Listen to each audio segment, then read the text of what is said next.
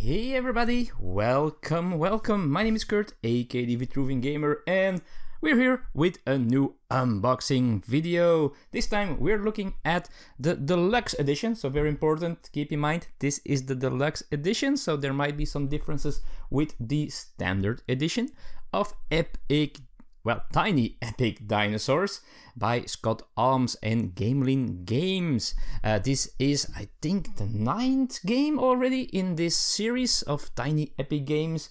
Let me know in the comments which one, if you played some of these, which one is your favorite so far. Secret, mine is Tiny Epic Galaxies.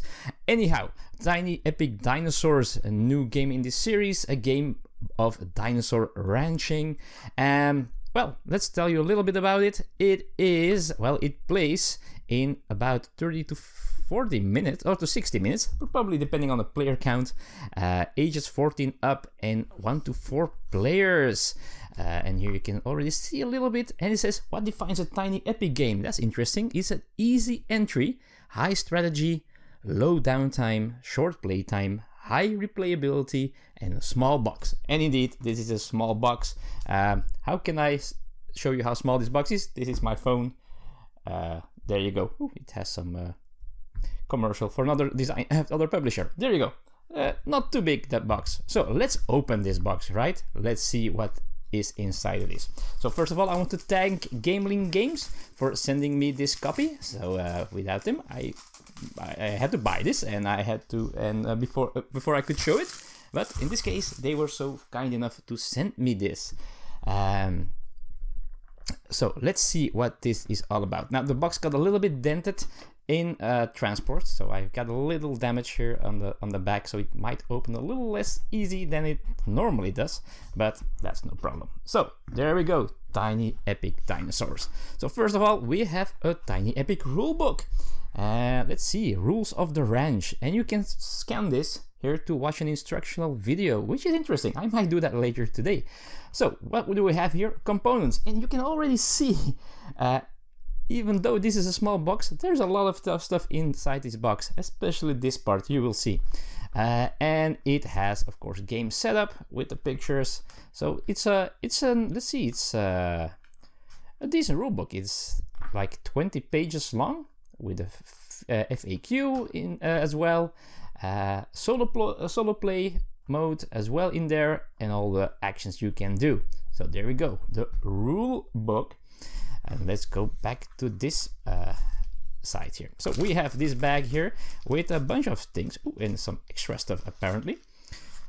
I think this is I'm not sure if this is, I think it's an expansion, this part here. And oh yeah, let's see, this is already, so I I don't think this comes in the base game if you don't have the deluxe version. I'm not sure, but I think so. This is a mini expansion called Laboratory, which gives you 4 of these laboratory mats, or laboratory mats. So that's something you get as well. Some new let's see, where is it? I guess these are some things you can research. I think some new researches, extra research that you can get, and some new tokens here. And that's the first view you have on these dinosaurs here. And the purple ones, they're pretty interesting, because you will see in this unboxing all the purple dinosaurs, they are unique, they are different. We have this small, this is so tiny, these are really tiny, but these are small microscope, wooden microscope, and I guess one for each player, and some markers as well with different things on them. So that's pretty funny. These are called beaker tokens. So these are beaker tokens and microscopes.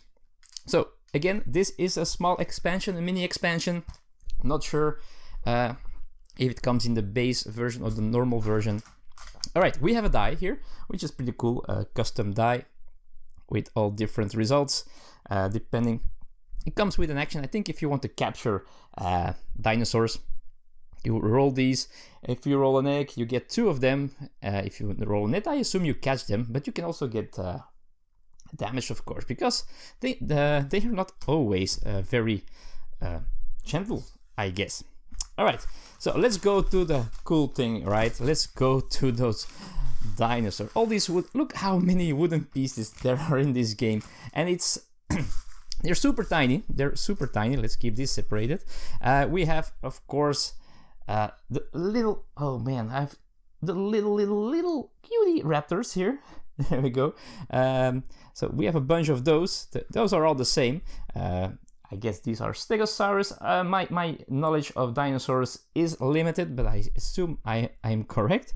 A first player marker here that I can find here. These are barriers because you want to build enclosures to keep them, well, especially the dangerous ones, safe away from you and other dinosaurs. Let's see the other dinosaurs.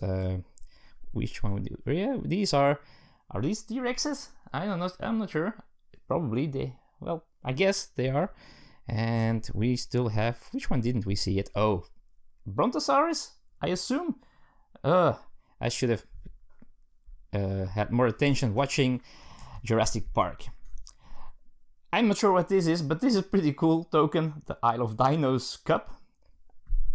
They couldn't fit in a real cup, of course. We have meat tokens, as you can see. And maybe in the normal version, in the standard version, maybe these ones aren't as detailed. Maybe it's just cubes. I'm not sure. I guess someone will let me know in the comments. These are leaf tokens, of course, because you also have herbivores running around. And these fellows here, these meeples, they're the ranchers. Whoops, I got the wrong one. And every player has normal ranchers and one boss rancher or a big one. Like a little bit in viticulture, normally you can not do an action that someone else did, but with your big one you can still do it. That's what this does as well. So for each player you have some of those. And these, I think these are supply tokens. I think. I haven't looked into it too much, but I assume this is what this is kind of what it is. All right, let's go to the next part. We have cards. And look, it's quite a big number of cards here. Of course, small cards. They're small sized. You have private contracts. If I'm not mistaken, each player will start with one of these. They're secret, so the other players don't know what you have. That's the way already to maybe have a direction you want to go in at the start of the game. And then, of course, you have more contracts, and these are probably the best way to score points to get these contracts done. These are public, so the first player who gets one of these contracts or achieves one of these, they get it and they score the points here. And there's of course a bunch of combinations here. These are, I guess, with research as well. So not only you want dinosaurs, but you want certain dinosaurs here. So a pretty big amount of those. Let's see, these are research cards, I believe. There's a bunch of them. And some of them give you points at the end of the game. Some of you give you special triggers when you do certain actions. But some of them give you extra dinosaurs. And then we have to look at all these purple ones that I already talked about. These purple dinosaurs, they are all unique, as I already mentioned. So you can get one of these Pteranodon or something like that, probably. But it's so cool that all these purple ones, they're all unique, and I guess they all have their own card here.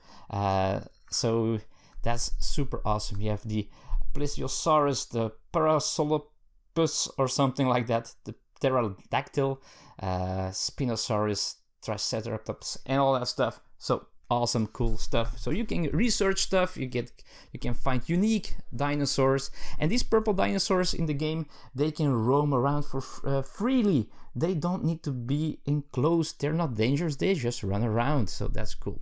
And I think these rival rancher cards, these are I think for the solo variant, I assume. Sounds logic. All right, let's go to the next thing. These are the boards here, and these are two types of boards, I think. These are the player boards and the worker placement boards. So each player will have one of these, which is your terrain, where you already start with one enclosure. All this water and these mountains are already counting as barriers. But if you place dinosaurs on these spots here, these normally give you stuff in production phase, but if you have a dinosaur right over here, that would not produce anymore. There's a dinosaur. So that's something you will have as a player, and you have a bunch of these, all different. They all have the same resources to start with, but they all have a different shape. And this is a worker, a player board here, where you will track your resources with the meat marker and stuff like that. So you will track it like here, where you can place your ranchers. The holding area, if you get new dinosaurs or new stuff, you place it here, and later on you can place it in your terrain.